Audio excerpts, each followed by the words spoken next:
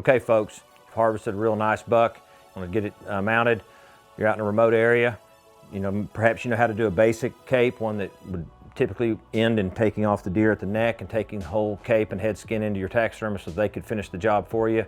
But if you're in a remote area, or if you're in a CWD positive state or have regulations in transport back to your home state, you obviously have to get to the brain matter because that's the infectious material. So to do that, you're gonna need to learn how to do a full cape, one completely off the head.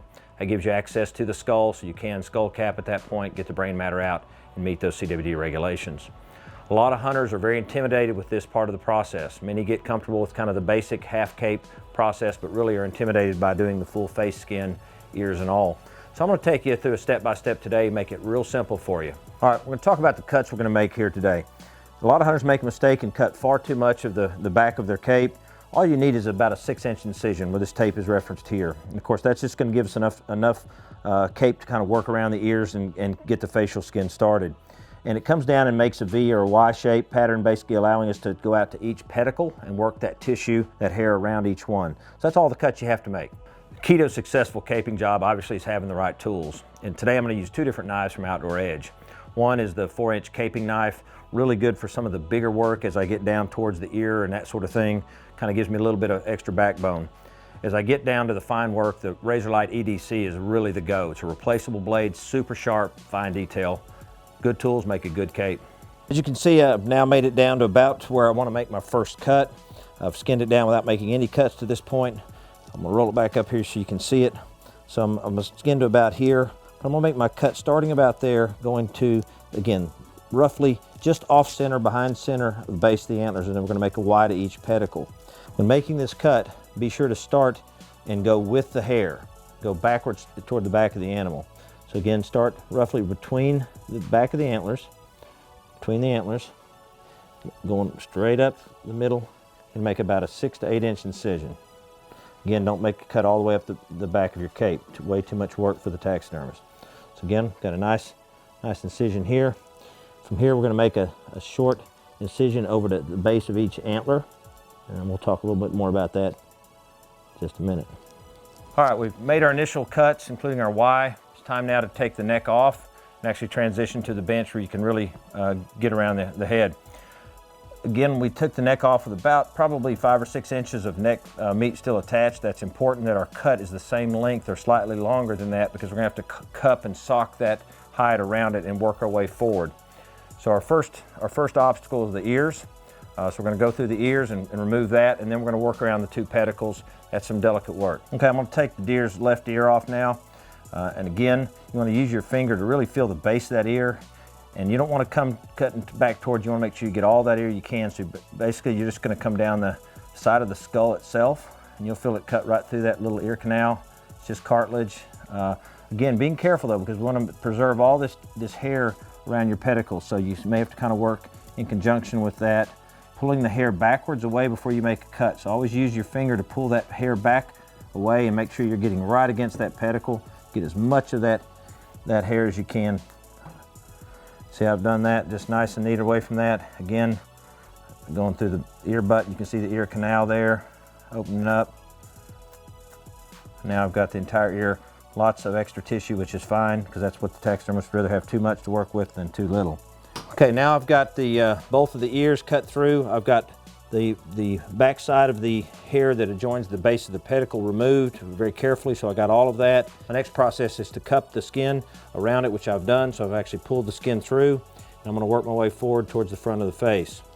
Again, helps a lot to grab it and keep a nice firm grip, so when you're cutting, you actually really can get that fine detail and do the job right. As you can see, I now have all of the hide removed around the base of the left antler. I've got it through the ear butt.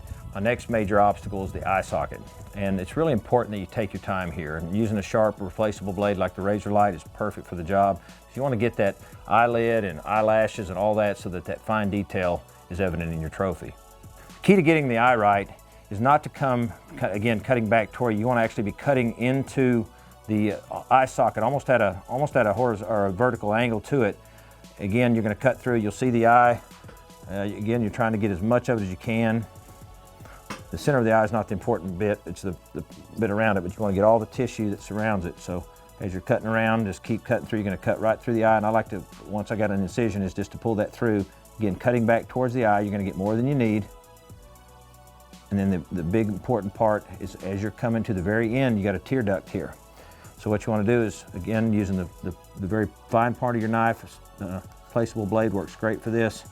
Just keep pulling it forward, cutting through all that. Right there. And then you actually kind of want to dig it into that eye socket, that preorbital gland. Just take your time, cut. Almost be cutting into the bone itself at that point. It feels a little awkward, but that way you get down into the recesses of that gland. We got past probably the hardest part of the whole process. We've gotten through the ears, we've gotten through the eyes, we got through the tear ducts. As you can see, there's no eyelashes or tissue left, almost no hair at all around the pedicle. That means we've done a good job. That's what you want to strive for. Now it gets pretty easy until we get to the nose. It's really just a matter of coming down the bone. The hide's actually pretty thin along the lower and upper jaws. So just a matter of just following the bone and peeling it just like you would anything else. All right. Now we're getting down to the juncture of where the tissue from the upper and the lower jaw come together. And that's another important part. Taxidermists don't use a lot of that in their mounts, but they do need some of that tissue to work with. So again, be as generous. If in doubt, get as much as you can for your taxidermist. That actually starts a little farther back than where often your knife will come out. So I'm going to cut back just a little bit. You'll see where the jaw actually starts back here. Make sure that I, again, give the taxidermist plenty to work with. They can always discard it.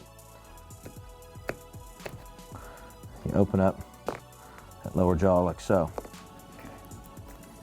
You just want to take that forward with your cape, both sides.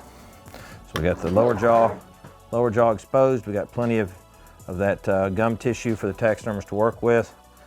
And then after that, just keep coming down. You're going to get the same tissue on the upper jaw, around that upper jaw. So just bring all that forward. I like to sometimes just put my finger in there to kind of as a guide to give me a little tension. And just excise it straight off the jaw. All right, now we've skinned down the upper and lower jaws. You can see we got vast majority of that gum tissue that we wanted for the taxidermist to have plenty to work with around the mouth. Now I'm almost to the nose, and you can actually, when you get down to the end of the nose, you actually can feel where the bone stops and the nose starts. So we're almost there, and when I get there, I'm not going to just kind of cut at an angle. I'm going to cut almost straight back into it to get all that nose I possibly can. So as soon as your knife, as soon as you leave the bone and you can get some soft tissue, that's when you're going to come back in at an angle into the animal. You're going to cut, work your knife around, get as much as you can. Just keep working it down.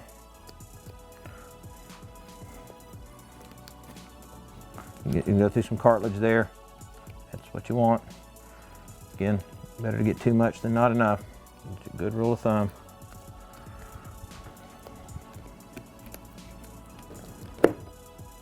Okay folks, this is the finished product we were looking for.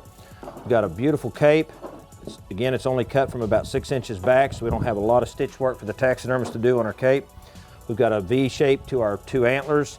We've got the ears, got all of the eyelids, eyelashes, whiskers, all of the nose. We've got plenty of the tissue along the gum, so that the fine detail is perfect for your taxidermist to work with. Final step, if you're obviously in a CWD area and have to remove the brain matter, which many hunters do today before they can leave, would be to skull cap this animal. Again, they don't need any of the rest of the skull because they're going to be using an artificial form underneath there. So simply skull cap your animal, remove the brain tissue, and you're good to go.